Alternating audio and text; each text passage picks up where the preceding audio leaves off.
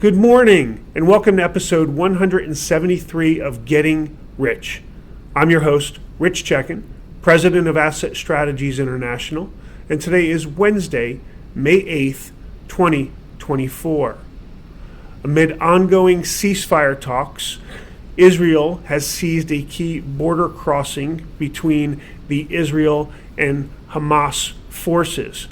Back here, domestically in D.C., a pro-Palestinian protest encampment at George Washington University in the nation's capital was cleared of protesters this morning by D.C. police. Several arrests were made.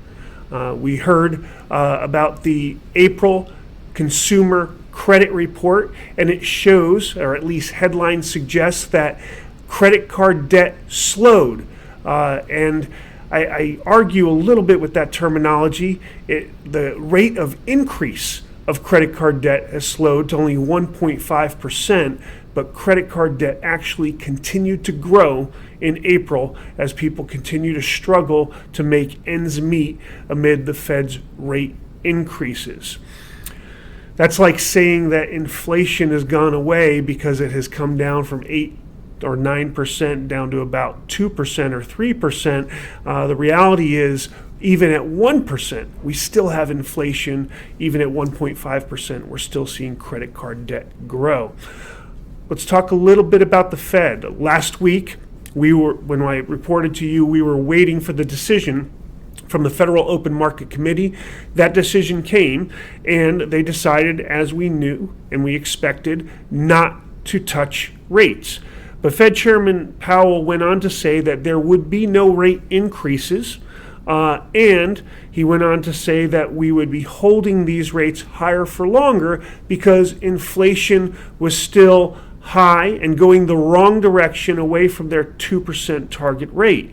Yet, when asked about stagflation, he quipped, I see no stag or any inflation. And the bottom line is, he's talking out of both sides of his mouth. You can't say you cannot cut interest rates because inflation is moving up and higher than you want, and then out of the other side of your mouth say there's no inflation.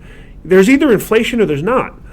So I have some problems with the wittiness and the humor about a serious subject here when inflation is still present. In fact, it is increasing, and there is absolutely stagnation in the economy. We had anemic growth, and any growth we have is being pumped in by government spending that is not productive. We're putting more money into the economy and getting less out than we're putting in. That is stagnant. It is inflation. We're starting to see unemployment issues. This is the definition of stagflation. Maybe not as bad as we saw in the 70s, but it's here, and I don't think it's a good idea to make jokes about it when it's flat out not true.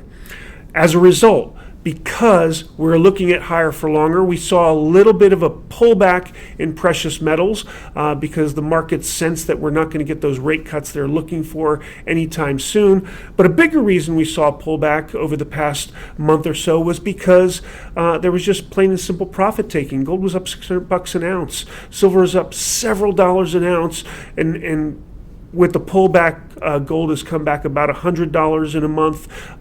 Silver's come back about $2. That was necessary. It is healthy, and it is a profit-taking dip to be embraced for those looking to add to their allocations. Let's take a look at the numbers over the past week. Gold is up 1% at $2,316.90 an ounce. It was $2,293.50 last week. Silver up 2.9% to $27.34. It was $26.56 last week. Platinum up 2.7% to $978 an ounce. It was $952 an ounce last week. And palladium up 2.8% to $990 an ounce. It was $963 an ounce last week. With silver outperforming gold this week, your gold-silver ratio has dropped. Last week, the number of ounces of silver it took to buy an ounce of gold was 86.64. This week it stands at 84.73. And the dollar came under a little pressure over the past week. It fell on the index to 105.50. It was 106.3 last week. Folks, you know the deal.